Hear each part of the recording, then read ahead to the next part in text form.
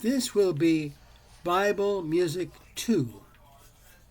Now, as you saw before, I used two previous books to find music in the Bible, not only the music, but the musical instruments, but also the idea of singing and sounds, or even the mouth speaking in musical terms. And I transferred all of that to the Scofield Bible 3 New International Version. But after I went into that Bible and found all those places I had marked, I also looked at the Scofield cross references for those verses where I had marked it as music. And in many places, those cross references gave me more than I had found even from those two other sources. Therefore, I used three sources for music in the Bible in that section. The two previously, and then the cross references in the Scofield Bible. Now, for example, I'll show you one example here. You will see on this particular page I've made right there. Now notice that shows also go to note. Okay, and then I have a little arrow showing the note. Now why I did that, because the word trumpet is in there. The Lord said to Moses, "Say to the Israelites, on the first day of the seventh month, you are to have a day of rest, a sacred assembly," commentary, "and the trumpet blasts." Now there was a note right before the word trumpet, the number F. So if you go to that verse and you look at F, it tells you 23rd chapter, verse 24, and that's the verse I was in. See note. Therefore, there is a note on trumpet all by itself. Now, not only does it talk about the trumpet, what it means and why it's used in that context, but it also tells you the other places where you can find it in the Bible. So I did that also. But not only that, there are so many places in there that have music in it that I have marked. I could go through this Bible forever and ever looking for where those were, as there are so many. Now, as you can imagine, in the Psalms in particular, there are a lot of things on music, because the Psalms in themselves are musical in a great way, or they were written by people who were musicians themselves in a certain fashion. So what I did, therefore, to save me some time, is to make this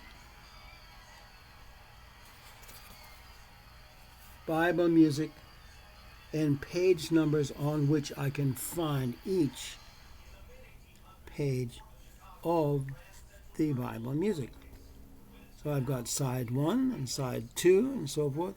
Now, in a case like this here, what you will see, that means it goes from one page to the other.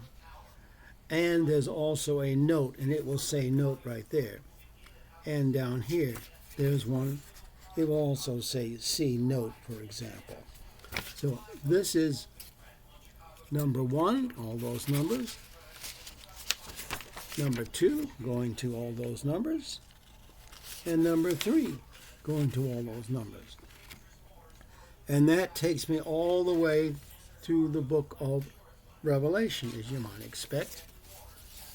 And on page 11 is the very first one. So if you take the Scofield Bible, instead of hunting for all that, you go to the top of the page and look for the page number. That is where you'll find it. So you don't have to hunt for that all by itself. Just go to number 11. Well, that's the very, very first one that mentions music in the Bible, and that is in the book of Genesis, chapter 4, and is in verse 21. Okay, and that's the first one marked, and it's marked exactly as music, and that is where you can see it marked right there. And you will see music, and then you will see where it's marked. And if there are cross references, I have followed those all the way through. So the next one would, of course, be on page 102. So instead of hunting and hunting and hunting for this, I go to page 102. In fact, let me see, it should not be 102. I missed one there. It should be 52. Well, anyway, I'll go fix that. But anyway, that gives you an idea of what I did. And you will see through there that I have made these references so that I do not have to go continually through the Scofield Bible to find music. So I will make a little note here and keep one in there because I think I missed one for some strange reason.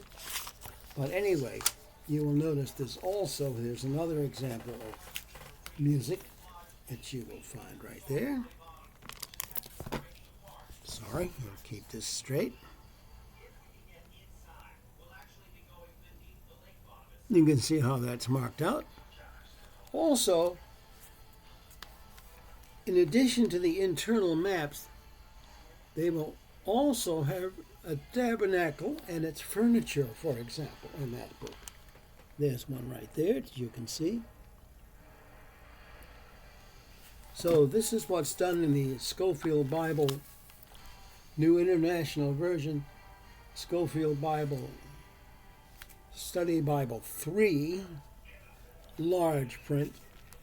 And so that is what I have done all the way through. So it's not necessary to me to hunt for these because there are so many in here. But if I do it this way, by page, I can find them much more quickly. And as I say, the amount of music that there is in the Bible was something I know pretty well anyway, but by the time I got doing through all of these, getting all the way up to the last one, even I, being a musician, an organist, pianist, and a vocal coach, and a choir director, and a singer in musical choirs, I still found some things on music that I hadn't noticed before. And what's good about that, by the way, is when you study it, when you do that, you should go into the context of those verses, not just the one particular verse, but read what happened before and after, and the Scofield notes on what that in the top means. Then you will find the context of what it means, and that makes it even more helpful. So this is something about music and the Bible, number 2. I hope you have enjoyed this.